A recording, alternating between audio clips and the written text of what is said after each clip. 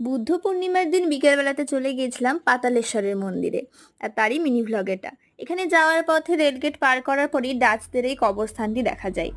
কবরস্থান ঠিক বোঝাও যায় না, যাই হোক। আর এটা হচ্ছে ছোট রাজবাড়ি, মানে প্যালেস অফ রয়েস। এইটা পেরিয়েই হচ্ছে পাতালেশ্বর মন্দির। আমাদের বাড়ি থেকে টোটোতে করে 10 থেকে 12 মিনিট মতো সময় লাগে। মন্দিরে ঢোকার প্রথমেই শিবের এরকম একটি মূর্তি রয়েছে, বেশ বড় কিন্তু এটা।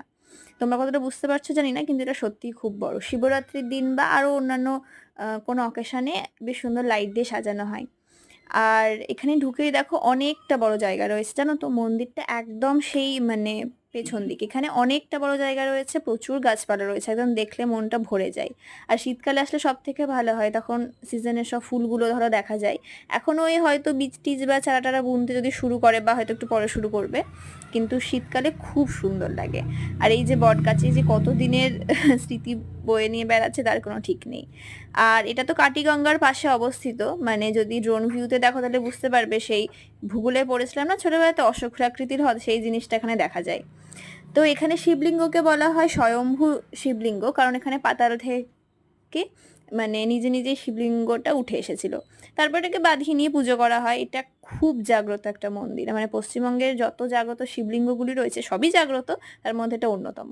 এখানে কাঠের দরজাটা না আমার বেশ নজর কেড়ে নিল, বেশ সুন্দর। দেখো শিব পার্বতীর ছবি দেওয়া আছে। আর আজকের দিনটাতে তো এখানে খুব সুন্দর হাওয়া দিচ্ছিল, আর একটা হনুমান এসে কুকুরগুলোর পেছনে লাগছিল, একটা ছোট বাচ্চার জুতো নিয়ে যাচ্ছিল।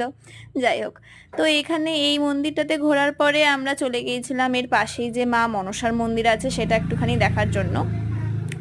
এখানে মা মনসার একটা মন্দির রয়েছে, এখানে পুজো করেছে।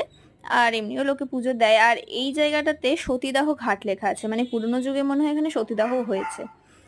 আর এই জায়গাটাতে তোমরা এবার দেখবে বেশ কয়েকগুলো পদ্ম ফুল রয়েছে, মানে ক্যামেরাতে খুব একটা ভালো দেখা হয়তো যাচ্ছে না, আমারও চোখের খুব একটা ক্ষমতা নেই দেখার, খুব একটা ভালো দেখতে পাইনি।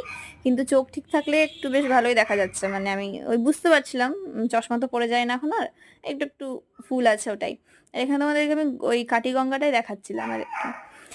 আচ্ছা, এরপরে এখানে রয়েছে হচ্ছে গণেশের মন্দির, গণেশ দাদার মন্দির। এটা মূল মন্দিরের ডান দিকে রয়েছে, আর বাঁ দিকে রয়েছে মা মনসার মন্দির।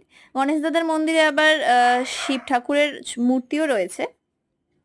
তো এখানে গণেশ মন্দিরটা দর্শন করার পরে আমরা চলে গিয়েছিলাম ওই দিকটাতে একটু ফুল টুল দেখতে। আজকে বুদ্ধ পূর্ণিমা, সোমবার, তাই জন্য অনেকে পুজো দিতে আসছে এই সময়। এখন তো শীতকাল না, কিন্তু তবুও এই সিজনে যে ফুলগুলো হয় সেগুলো দিয়ে বেশ সুন্দর করে সাজানো রয়েছে। তো আজকের মতো এতটাই, আবার ফিরে আসছি নতুন একটা দিন নিয়ে।